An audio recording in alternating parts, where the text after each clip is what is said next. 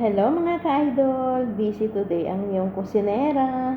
Ito ay magluluto ng chicken butter.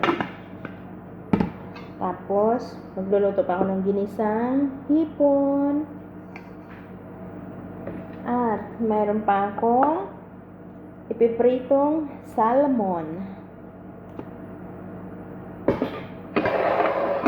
Mayroon pa akong i-oven na manok. At meron pa akong ganito.